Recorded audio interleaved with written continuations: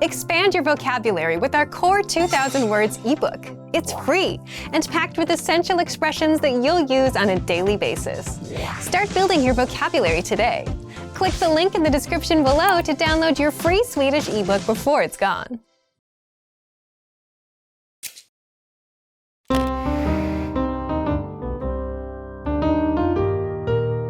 Hej allihopa! Jag är Engla. Som ni kanske vet så firar även vi i Sverige nyår. Vi firar med familj eller vänner och avslutar med fyrverkerier för att välkomna det nya året. Nyårsafton infaller varje år den 31 december.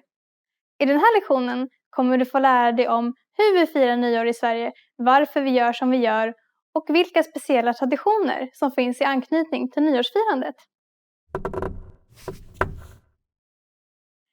Vet du vilka de 2 vanligaste nyårslöftena är i Sverige? Vi ger dig svaret i slutet av den här videon.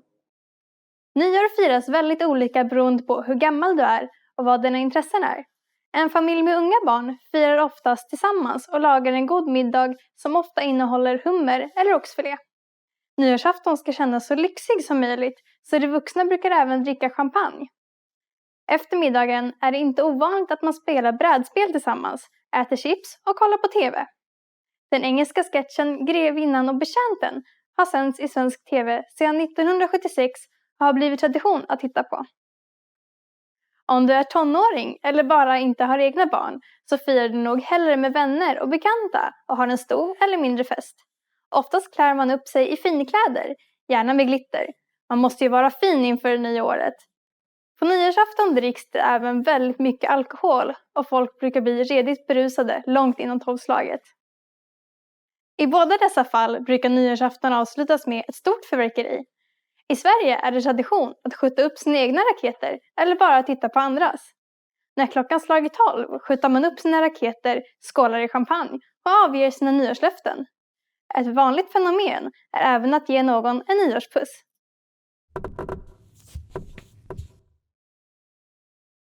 Som jag nämnde tidigare är det i Sverige tradition att titta på den engelska sketchen Grevinnan och betjänten på nyårsafton. Trots att den är från Storbritannien så har den aldrig visats i brittisk TV och är helt okänd där. Och nu ska ni få svaret på quizet vi hade tidigare. Vet du vilka de 2 vanligaste nyårslöftena är i Sverige? Svaret är att börja träna och att sluta röka. Det är vanligt att man efter nyår vill förändra sin livsstil till det bättre och bli hälsosammare och få bort de extra kilorna man lagt på sig under julen. Hur var den här lektionen? Lärde du dig något intressant? Hur firar du nyår i ditt land? Lämna oss en kommentar på swedishpod101.com. Vi ses nästa lektion!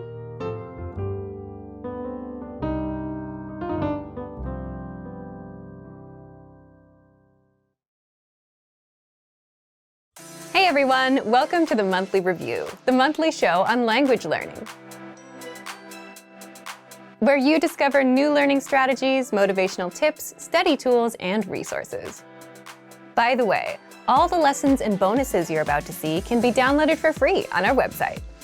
So click the link in the description right now to sign up for your free lifetime account. Okay, today's topic is how to learn a language in 2022. If you're planning to learn a language in 2022, then this episode is for you, especially if you want to finally succeed with your New Year's resolution, instead of failing or giving up in the next week or 2. That's why today you'll discover 1. The 4 critical steps you need to take when learning a new language, and 2. How to set goals and New Year's resolutions that won't fail you in 2022.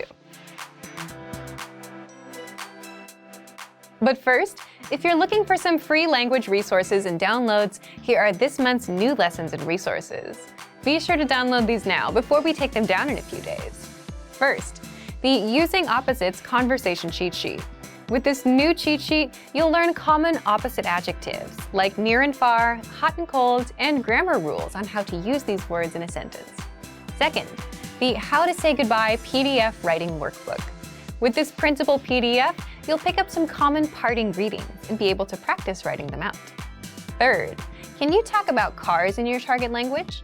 Learn how to say words like tire, windshield, headlights, and more with this quick vocab bonus. Fourth, must know words and phrases for public transportation. Learn how to say ticket, bus, train, and much more with this quick 1-minute lesson. 5th, the 10 habits of highly effective language learners. Wondering which habits will help you succeed with language learning? Then check out this free lesson. To get your free resources, click the link in the description below right now. They're yours to keep forever. Okay, let's jump into today's topic. How to learn a language in 2022. Part 1. The 4 critical steps you need to take when learning a new language. Every time you start a new language, you should start with 1. Goals, 2. Anchor points, 3. Grammar, 4. Reading. What are these 4 steps, and why do you need them to succeed with language learning? Let's jump in. The first one is goals. Everything starts with a goal, but your goal itself can also lead you to failure if you don't set it the right way. So more specifically, you need to set small, measurable monthly goals instead of just, I want to learn a language and be fluent this year. We'll cover goals in the second part of this episode, so stay tuned. After goals, the second step is setting anchor points. What are anchor points? Imagine a small ship in the middle of a big lake. It's windy, lots of waves, and the ship is bobbing up and down, drifting all around. What would you use to stop the ship from drifting away? An anchor. And just like an anchor keeps the ship in place, anchor points keep you from drifting away from your language. So an anchor point is a connection to the language that keeps you attached to the language and motivated to learn the language. One great example is language school. Imagine you signed up and paid thousands of dollars up front. Paying that much would motivate you to make the most of your time there. It's also a big commitment, one that you can't easily back out of. And school dictates your schedule. You have to wake up early, you have to do homework. Your life revolves around the classes. And as such, language school and the language itself become anchor points that your life revolves around. Anchor points can also be family or a partner that speaks the language you're learning. You're around them, you're exposed to the language, so your motivation to learn gets a bit stronger. Buying a language learning program or textbook are also examples of good anchor points. You invested your hard-earned money, which means you're serious about learning. Plus, you want to make sure your investment doesn't go to waste, so you're more motivated. If you're wondering if you have any anchor points, you already have at least one. You're watching our lessons on YouTube, but the more anchor points you have, the stronger your motivation will be. So if you're into music or TV shows in your target language, those can serve as anchor points too. These are things that connect you to the language and add a bit of motivation to learn more, or at the very least, understand what you're watching or listening to. We covered goals and anchor points. What's next? The third step is you must have a good grasp of grammar of your native language. Now, you might wonder, if you're learning a new language, why focus on your native language? Well, as native speakers, the problem is we know what good grammar sounds like, but we can't explain how or why our language works the way it works. So if you don't have a good grasp of grammar, the backbone or the rules of a language, then you'll have a tough time learning a new language. You'll jump in and start learning words and phrases, but you'll never learn how to put them together and make sentences. That's a common problem beginners have. Now, if you already know the grammar of your native language, how do you apply that to your target language? For example, if you're an English speaker, and if you know that English sentences follow the subject, verb, object pattern, and if you know that languages have specific sentence patterns, then you'd go look at patterns. Then, you'd have a good idea of how to create your own sentences, instead of learning random words first. Finally, the fourth step is reading. Reading is good simply because you can do it anywhere, anytime, and without a teacher. It's a skill you can get started on day one, on your own. Reading also tends to spill over into other areas. The more you read, the more words and grammar rules you come across, so you boost your vocabulary and grammar, which can seep into speaking and listening. If you read out loud, you're practicing 2 skills at once. Now, we've covered what you need: goals, anchor points, reading, and grammar. Setting anchor points, knowing your own grammar, and reading are simple enough, but how do you set goals that don't lead you to failure? Part 2. How to set goals and New Year's resolutions that won't fail you in 2022. The goal that you set can make or break your language learning journey. So setting the right goals makes all the difference between success and failure. Just think about all of the common New Year's resolutions. What comes to mind? Goals like, I want to be fluent someday. I want to speak the language. I want to lose weight. I want to save more money. These big, vague goals often lead to failure because you simply have no idea how to approach the goal and you don't know what you're aiming for. Instead, your goals should be small, measurable, and monthly. For example, speak 1 minute of conversation by the end of the month. Learn 100 words by the end of the month. Finish Chapter 1 of your language textbook by the end of the month. If you're using our program, finish 20 audio lessons by the end of the month. All of these are small and specific. 1 minute, 100 words, 1 chapter, 20 audio lessons. This means that they're easy to reach, unlike something vague like fluency. They're also measurable.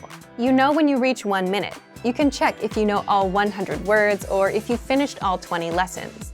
If you aim for fluency, you won't know when you hit it. It's too vague and too big of a goal, and it may take years to hit. Finally, all of these goals have a deadline, the end of the month. That would mean January 31st of this year. Deadlines give you a clear date to aim for, and without one, you'll forever be floating around without much progress. So set a deadline for the end of every month. So now that you know how to set small, measurable monthly goals, leave us a comment. What's your small, measurable monthly goal, and what's the deadline? So thank you for watching this episode of Monthly Review. If you enjoyed these tips, hit the like button, share the video with anyone who's trying to learn a language, and subscribe to our channel. We release new videos every week. And if you're ready to finally learn language the fast, fun, and easy way and start speaking from your very first lesson, get our complete learning program. Sign up for your free lifetime account right now. Click the link in the description. See you next time. Bye!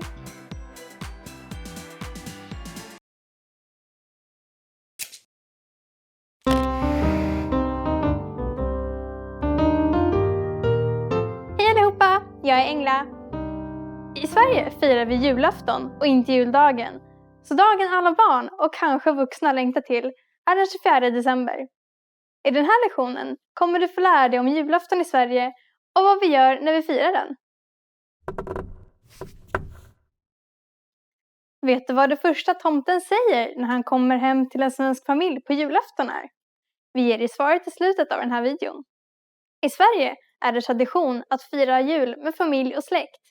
Det är vanligt att hela släkten samlas runt 12-tiden för att äta en gemensam jullunch. Jullunchen brukar bestå av bland annat risgrynsgröt och mackor med julskinka.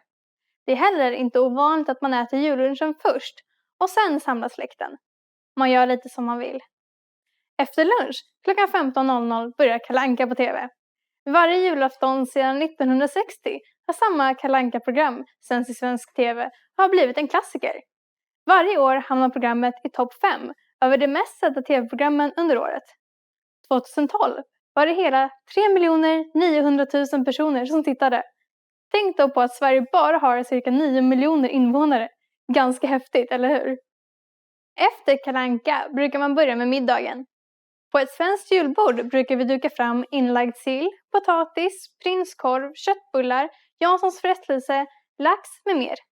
Till detta dricker vi ofta julöl eller julmust. Julmust är en läsk som konsumeras vid jul och påsk. På påsken ändrar den dock namn till påskmust. Receptet är hemligt och enbart 3 personer känner till de exakta ingredienserna. Efter middagen delar vi ut julklappar till varandra och ibland kommer tomten.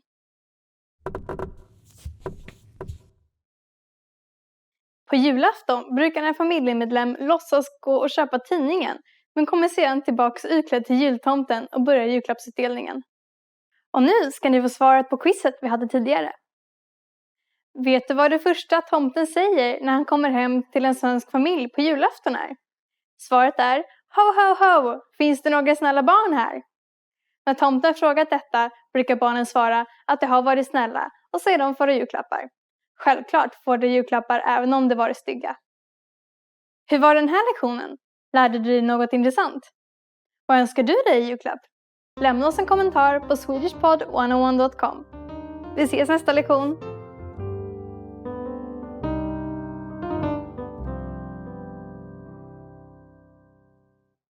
Hey everyone, welcome to the Monthly Review, the monthly show on language learning, where you discover new learning strategies, motivational tips, study tools, and resources. By the way, all the lessons and bonuses you're about to see can be downloaded for free on our website. So click the link in the description right now to sign up for your free lifetime account. Okay, today's topic is, are you an introvert or an extrovert? And how to speak more of your target language. Since you're learning the language, then you're very much aware of the importance of speaking, which can be easy if you're an extrovert or hard if you're an introvert. So, how can you speak more if you're on the shy side? Keep watching this month's episode. You'll discover who learns faster, extroverts or introverts, why learning a language can help you become more extroverted, and 5 ways to speak more, even if you're an introvert. But first, if you're looking for new free language resources and downloads, here are this month's new lessons and resources. Be sure to download these now before we take them down in a few days. First, the Sport and Exercise Conversation Cheat Sheet. Want to talk about fitness in your target language? You'll learn over 50 words and phrases for sports and exercise with this brand new cheat sheet. Second, the 40 words and phrases for ordering food writing workbook. With this free resource, you'll pick up must-know words and phrases for the restaurant and practice writing them out as well. Third, the top 12 April Fool's phrases. Want to be able to say some outrageous phrases in your target language for April Fool's Day? Then you'll want this April Fool's phrase list. Fourth, can you talk about your bones in your target language? Learn how to say words like skull, ribs, spine, and much more with this quick vocab bonus. Fifth, 20 must-know jewelry vocabulary. Do you know how to say earrings or necklace in your target language? If you don't, then this vocab lesson is for you. To get your free resources, click the link in the description below right now. They're yours to keep forever. Okay, let's jump into today's topic. Are you an introvert or an extrovert? And how to speak more of your target language. Part 1. Do extroverts or introverts learn languages faster? If you've ever wondered whether introverts or extroverts learn the language faster, there have been studies done on this. And as you'd expect, extroverts do have an advantage when it comes to speaking and overall conversational skills. Of course, these studies didn't take into account mistakes you may make, such as grammar, vocab, etc. And introverts? Introverts tend to observe and listen more, and tend to be better listeners. Do you agree with these findings? Leave a comment. So the key takeaway is they each have their own advantages. One has something that the other lacks. And that makes sense, doesn't it? If you speak less, your speaking skills will be weaker. And if you want to just speak a lot, you get good at speaking but miss out on the other skills, like listening and reading. So unfortunately, you can't really say who learns faster based on personality alone, just that each one has their advantages and disadvantages. But personality aside, success with a language will always depend on your attitude towards learning itself and how much time you put in. The person that has a better chance of becoming fluent will always be the one that puts in more time to learn, practice, get feedback, adjust with the feedback, and not so much about whether they're extroverted or introverted. But what if you're an introvert who wants to be able to speak more? Is there a way to become more extroverted? Part 2. How to speak more, even if you're an introvert. There are ways to become more extroverted, at least more than your usual self. How? Well, first, by learning a language. When you learn a language, you have a natural desire to connect with native speakers, even if you're shy. Also, native speakers tend to be very supportive and welcoming when you're trying to learn their language. So even if you're shy, it's kind of hard to stay shy in the long run when the people you speak with are so encouraging. In your native language, even if you know a million ways to start a conversation, you might not try to speak to someone because you're worried about whether you have something clever to say or the timing or some other social aspect. But in another language, where you may only know a few phrases, you're not bogged down by that. You just do the best you can with the few phrases you have. Plus, learning a language alone gives you a chance to reinvent yourself. To learn another language is to acquire another soul, as the quote goes. So, learning a language alone puts you on a path towards becoming more extroverted. But if you want specific tips, here are 5 ways to speak more, even if you're an introvert. Number 1. Learn how to listen like an introvert. How can this help you to speak more? Introverts tend to listen more, and the better listener you become, the better questions you can ask, which results in a more meaningful conversation, which also means more speaking time for you. So you can speak more, even if you consider yourself an introvert, by listening well and asking relevant and pertinent questions. By the way, if you want to learn how to ask questions, then check out our top 25 questions you need to know, where you'll learn all about what to ask and answer regarding the most common conversational questions. Number 2, increase speaking time and confidence through experience. Simply put, the more experiences you have in life or experience with certain topics, the more knowledgeable you become. And as your life or work experiences grow, so will your audience. You'll find people coming to you to talk to you. It could be about business, travel, or just your own life stories. If a conversation is about France, and if you've been to France, the conversation will gravitate towards you. Having all that experience makes things easy for you as an introvert. People will come to you, so you don't have to find them. For a language learner, the tricks are to 1. Be knowledgeable about something, and 2. Be able to talk about your experience in the target language. Number 3. Find the right audience. Imagine talking to someone that's not interested in learning languages. They'll give you 100 reasons why they can't learn, never reasons why it might work out for them, right? But when you're talking to an audience that's interested in languages, then you can have a conversation that could go on for hours. So find the right audience to share with. With language learning, it means you need to find native speakers that share the same hobbies or interests as you. Number 4, talk about what you know best.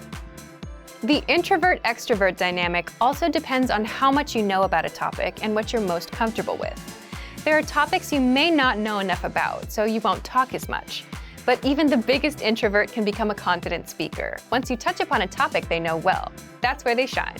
So if your goal is to be more extroverted, then focus on the things you know about. Or you can always gain experience in topics you don't know much about so you can speak more. Number 5, create opportunities to speak. How? Well, it's hard to stop a stranger and start talking with them without any context, right? But what if you need help finding something at a store, or have a question about a dish at a restaurant? Then it's much easier since you're there with a purpose.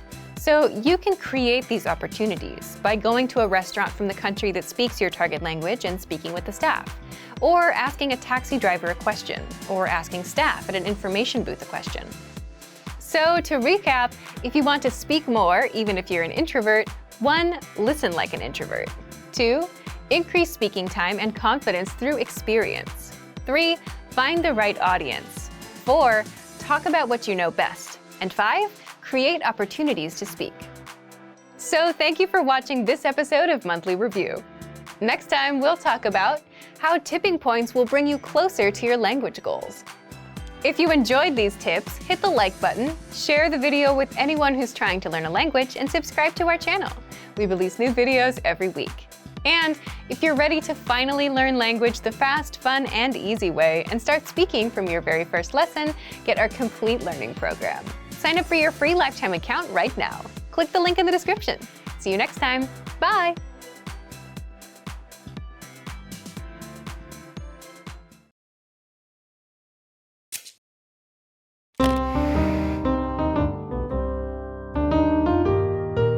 Hej allihopa, jag är Engla.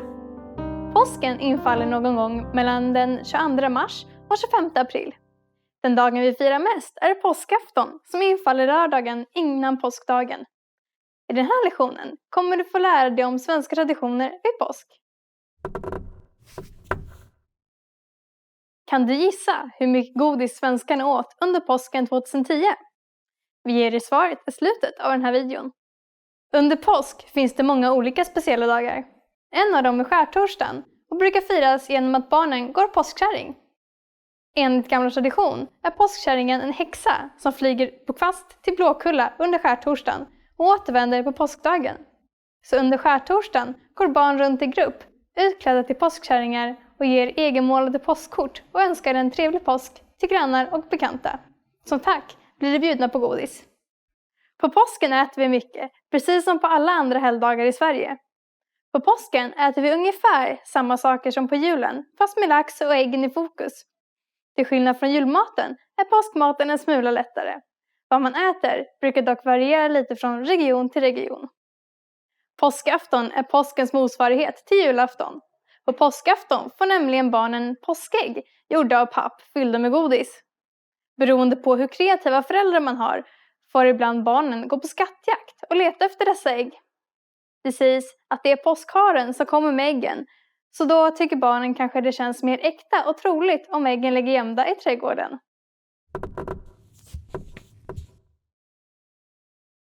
Påskens motsvarighet till julgran är påskriset. I Sverige tar vi in björkris och klär med målade ägg och färgglada fjädrar. På offentliga platser brukar påskgrisen stå utan vatten eftersom lösbrickningen kan orsaka problem för allergiker. Och nu ska ni få svaret på quizet vi hade tidigare. Kan du gissa hur mycket godis svenskan åt under påsken 2010? Svaret är 6000 ton godis. Svenskarna äter faktiskt cirka 17 kilo godis per person och år, vilket är dubbelt så mycket som genomsnitt i EU. Det är även mest i världen. Hur var den här lektionen? Lärde du dig något intressant? Ska du gå påskkärring i år? Lämna oss en kommentar på swedishpod101.com. Vi ses nästa lektion!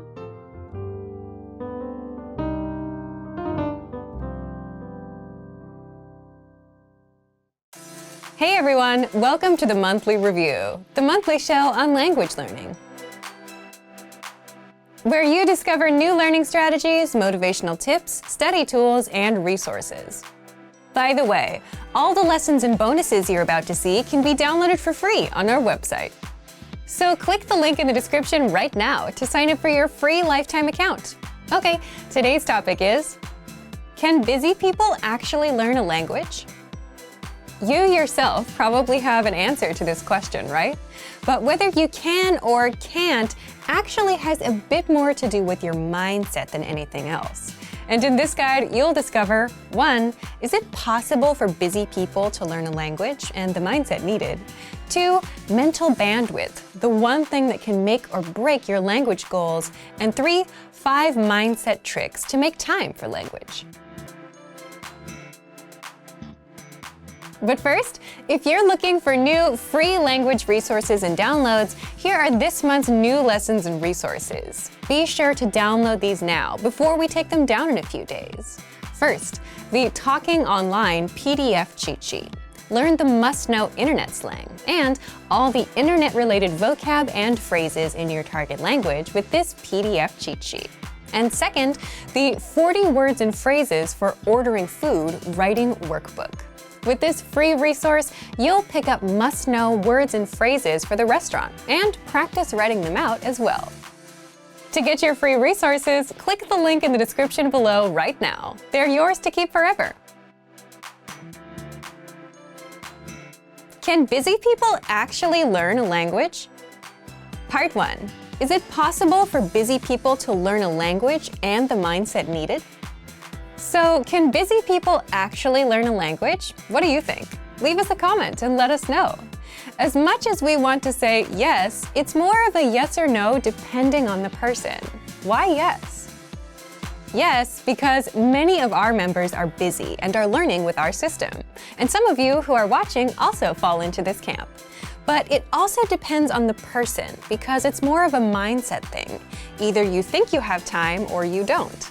For example, many of our members fall into the group of can learn and can find the time, even if they're busy. If you're busy and still want to learn, if you look around, you can always find 5 or 10 minutes a day, like on a commute. Now, if your mindset is the opposite, if you think you can't learn a language or you don't have time, you won't even try, even if you had a resource that was proven to work. Part 2. Mental bandwidth, the one thing that can make or break your language goals. And if you think about it, if you had all the time in the world but felt like you couldn't learn a language, you wouldn't try either. Again, this is why it comes down to the mindset and why it all depends on each individual person. Either you think you can or you think you can't. But it may not always be this black and white either. It can also depend on your mental bandwidth too. Think back to your school days, those few days before exams. It got really busy and you had to stop everything to study, right? You were probably thinking, if I can just get through studying this week and take the test, then next week I can finally start relaxing and doing other things. And if someone asked you if you wanted to hang out, you would say no, because you're busy. but chances are you still managed to spend at least 30 minutes on YouTube or social media. Meaning you did have some time, even if you were busy. But the test was occupying your mind and taking up all that bandwidth. So it's also possible that we just don't have the mental bandwidth because we're overwhelmed. And this is a genuine reason for not being able to learn when you're busy. Don't worry, in the next part, we'll show you how to get some bandwidth so that you don't feel overwhelmed. Part 3. 5 mindset tricks to make time for language. So if you've gotten this far, you understand that it is possible to start learning a language even if you're busy, that you can find the time, but it mostly comes down to your mindset. So how can you develop the mindset? So when you're too busy, it feels like you're overwhelmed and like you don't have control of your time. Well, there are a few things you can do to gain some control of your time, have some breathing room, and learn a bit of language. First, always set small, measurable goals. This is something that we talk a lot about here. For example, learn for 10, 15, or 20 minutes every day. Learn 100 words in 1 month, which means learning 3 to 4 words a day. And the mindset behind this is just being realistic with your goals and what you can do. Because if you're busy, you may not have 1 or 2 hours. And this is a strict rule, especially when starting out with new goals and languages. Always stick to small, measurable goals. Second, lowering your goals and expectations is okay when things get super busy. If you couldn't learn all 100 words for the month and only got up to 40 or 60, that's okay. If you tried learning on Monday and Tuesday but skipped Wednesday and Thursday, that's okay. Sometimes you have to shift priorities, and prioritizing things is a secret to a successful life. You may not get to the goal you wanted to achieve today, but you can get to it next week. Third, it's okay to put language on pause if life gets in the way. Just like with that last point, you can always come back and reach your goal a little later. We often see learners put language on pause, come back later. Some even come back years later. But the key is to come back. Fourth, avoid the all-or-nothing mindset at all costs. And an all-or-nothing mindset is something you'll see in beginners and perfectionists. When you have this mindset, you'll say, language learning requires hours, so there's no point in learning for a few minutes today. But something is better than nothing, and even 5 to 10 minutes of review adds up in the grand scheme. And in the grand scheme, it's more important to be consistent, even if it's just for a minute a day, rather than study for hours once a week. The brain just doesn't work that way. Fifth, do you have a slowdown or relaxing routine that you do on the weekends or whenever you have free time? And if you didn't do it, you'd feel overwhelmed? Leave us a comment and let us know what it is. For some, it could be reading, watching TV, or going to a cafe and doing nothing for a bit. You're there on your own, you don't have much to do in front of you, even if it's just 10 or 15 minutes. And if you're settled, you start feeling in control. And that's the point you have some mental bandwidth. You can start doing some time management and plan your week out. You can put in a few minutes of language learning. But if you don't slow down and if you feel overwhelmed, you could have the easiest possible way to learn a language. And you still wouldn't do it. So, back to you. If you were busy, do you think you'd be able to learn a language? Leave us a comment. So, thank you for watching this episode of Monthly Review. Do you record yourself speaking your target language? If you enjoyed these tips, hit the like button, share the video with anyone who's trying to learn a language, and subscribe to our channel. We release new videos every week. And if you're ready to finally learn language the fast, fun, and easy way and start speaking from your very first lesson, get our complete learning program. Sign up for your free lifetime account right now. Click the link in the description. See you next time. Bye!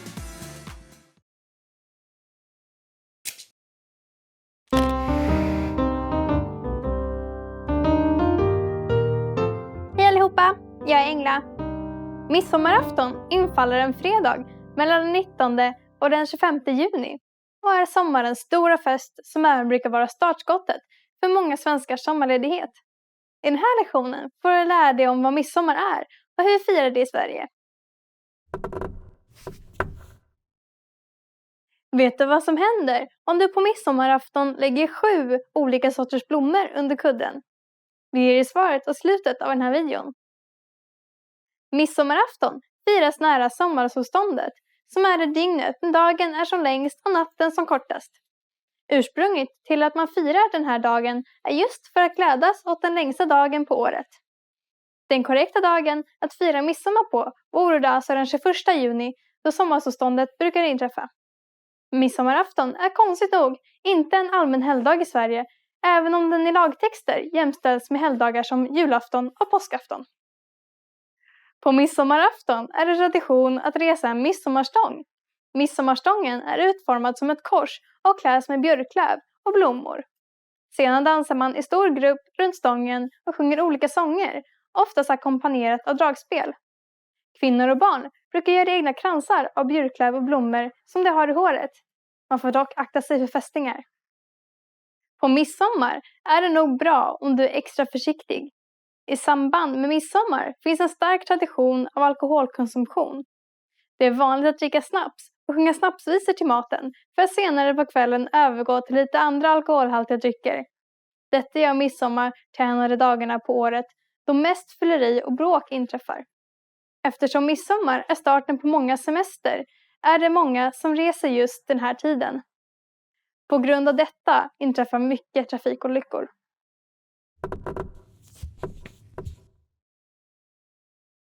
Små grodorna är en sång som sjungs när vi dansar runt midsommarstången. Dansen är rolig och de dansande imiterar grodor. Dansen brukar bli extra populär efter ett par snaps. Och nu ska ni få svaret på quizet vi hade tidigare.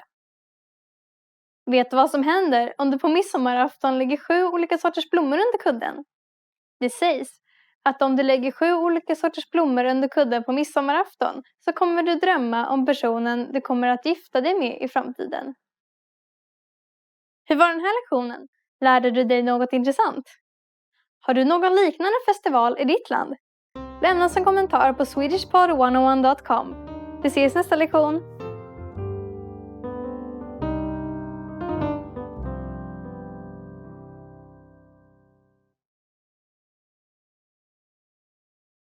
Expand your vocabulary with our Core 2000 Words ebook. It's free and packed with essential expressions that you'll use on a daily basis. Start building your vocabulary today. Click the link in the description below to download your free Swedish ebook before it's gone.